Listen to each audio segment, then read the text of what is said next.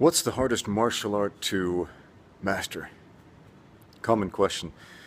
For me, it would have been boxing and then wrestling in that order.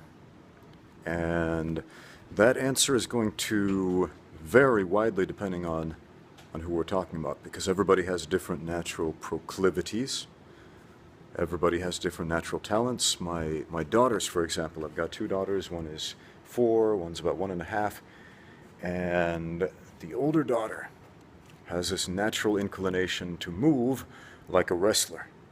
When she was a baby, she would bridge so strong. It was hard to change her diaper, actually. I'd lay her down on the changing table and she would resist and bridge up and roll and get up onto all fours and start to move and try to escape. The younger one, not so much, but my older daughter, Eve, I've been trying to train her in boxing, to use focus mitts and kicking. And in 4 years, I finally got her to throw a straight punch. And, her form's not bad, but again, it's been a process. It's been difficult. But one day I was working the pads with her, and the younger one, little Ivy, 1.5, comes in.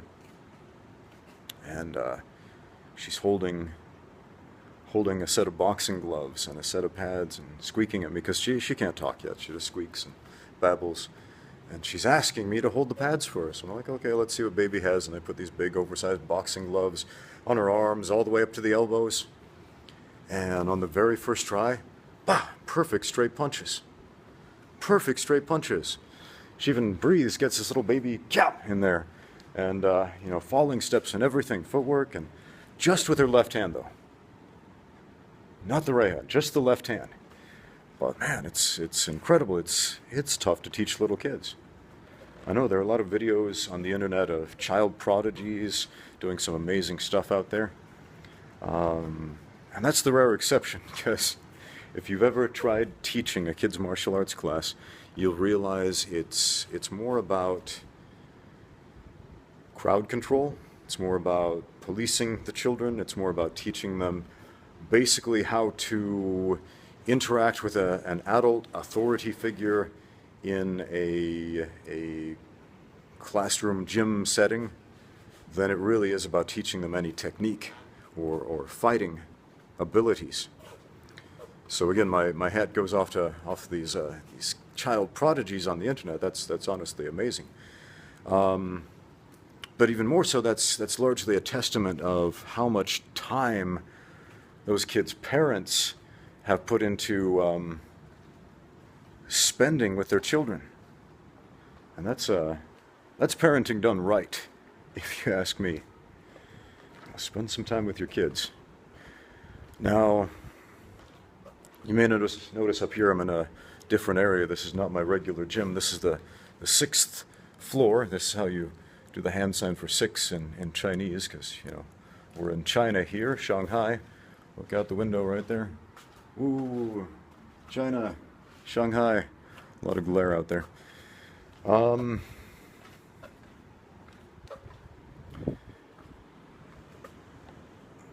yeah, parenting done right. Spend some time with those kids. Now, the hardest martial art to learn.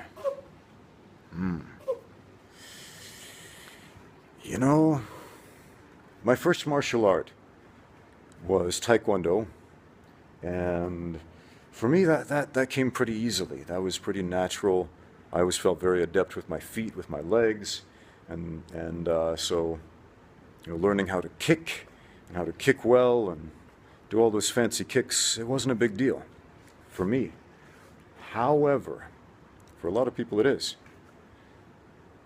On the other hand, leg locks, submission grappling, jiu-jitsu, catch wrestling, leg locks, those can be quite difficult for a lot of people to learn because we tend to be cephalocentric. We tend to think up here. We tend to exist up here in our heads. And for a lot of people, gravitating downward to attack the lower body just seems very foreign. Tying up the legs and using your legs to grapple with in that fashion is very foreign for a lot of people, because again, we're cephalocentric thinkers for the most part. However, I've had a few students who just took to it like fish to water. There was this one girl that I coached, and just phenomenal leg locks, absolutely phenomenal leg locks.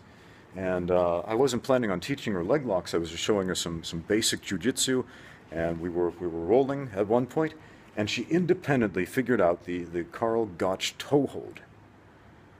And I tapped out to it, and I looked at her and I said, "Well, where'd you learn that from?" And she said, "Your foot was right there. I just saw it, and I know feet don't bend that way, and you couldn't move it out of that position, so I grabbed it and I pulled it." Because the feet are right there. The legs are always right there. Why doesn't everybody always attack the legs all the time because they're always right there? I thought about that, and I thought, that's a very good question. Because every once in a while we'll see that one guy who's really good at leg locks in the UFC or whatever submission grappling tournament or jiu-jitsu circuit, and think, oh, this person's very gifted, and yes, they do practice a lot. Like if you look at Gary Tonin, for example, he's got some excellent training videos on YouTube, and you can see this guy puts in a lot of work with his leg locks. I mean, I'm not saying, you either have it or you don't, you're going to be born a leg lock or not. You have to put in the work. Like this girl I trained, she put in a lot of work with the leg locks. But she did have a natural proclivity to be able to see that was an option. And so as a result, I mean, her heel hooks and knee bars and just spinning into all of these leg locks from angles I didn't even think about seeing, let alone doing. I mean, that's second nature to her. But she has put in the work, and so she gets the result. Now, at the same time, I've seen some people for whom boxing came quite easily, and for me, it did not. I mean, the whole concept of distance and spatial awareness and kinesthetic bodily intelligence as the fist connects to the foot, and how basically how to reach that other guy without letting him reach you, that was tough. That was a tough thing for me. And to get any good at that, I had to put in so many hours. So much training, so many drills, so much effort. And it paid off. Yes, it absolutely paid off. There was nothing easy about it. Now, if you have a background in a martial art, like say Taekwondo, if you learn another traditional martial art with a similar set of movements, like a karate style, most karate styles have a similar set of movements and forms to Taekwondo. I know a lot of people argue and they say, no, it's totally different. Kyokushin is better, or Shotokan is better. And okay, whatever. It's the same damn thing. Same punches, same kicks, same movements. As far as the sport tendencies, on the other hand, yeah, that's different. Okay? Because of the way we score the sport, that's going to change. However,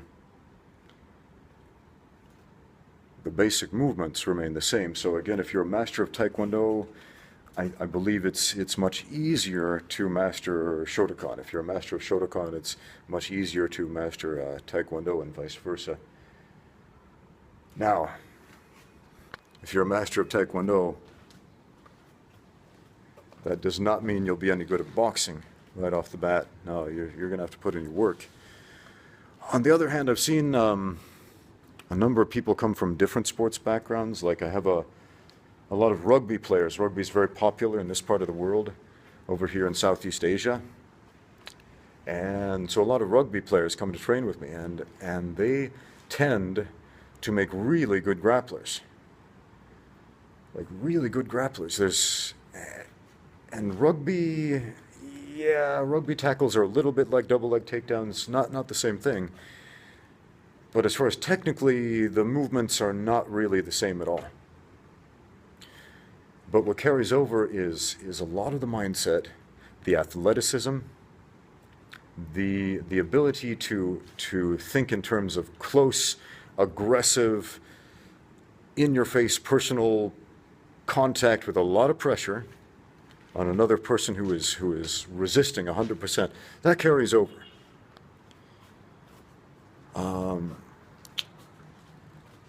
At one point, I trained a retired professional soccer player. He used to play for a team in Switzerland. And this guy was working here in Shanghai, and he wanted to learn kickboxing. And after a few months, the guy got pretty good. In fact, I would say if he would have stuck with it and dedicated his life to it, yeah, he absolutely could have gone pro. Absolutely, because, and it's not so much that soccer and kickboxing have a lot of crossover. Yeah, there's kicking in both, but kicking a soccer ball and a tight leg kick or an axe kick to the head or something like that, totally different techniques. You don't side kick a soccer ball. You don't do a spinning hook kick on a soccer ball. You don't do a back kick on a soccer ball. All right. But what carried over, I believe, was his commitment to professionalism in training. I mean, this guy knew what it took to train to a professional level in one sport, and so he was able to translate that to training at that same professional level in another sport. Oh yeah, I almost forgot to mention why we're at a different location today. We're up on the 6th floor of the Shuhui Gymnasium Swimming Club where my gym is, because we're under construction. We're knocking out a wall, expanding the place, putting down some new mats, putting up some cage panels. It's gonna be great.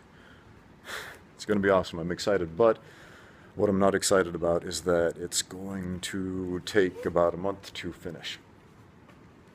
So in the meantime, we're up here with some puzzle mats down on the floor. Not a huge space, but it'll do. I mean, it has to do, right? We train with what we have. Right, I always have, always done that. Some of the best training I ever received was in a basement. My good friend, my old coach, Shane Brenner, he had a small wrestling mat in his basement, a heavy bag hanging up there, a set of tie pads, and a barbell. And that's what we used to train. Went over there, trained as often as possible, put in a lot of hours on that mat, and that is really where I got my bearings in grappling. And this guy taught me how to learn in that basement, and also boxing in his backyard. So there was enough space to do that back there. We'd get a bunch of guys, put on some boxing gloves and do the backyard boxing thing. And it wasn't fancy. It wasn't a kitted out gym. It wasn't beautiful. Sometimes it was downright ugly, but we got it done. We got it done. We learned things and we won some fights.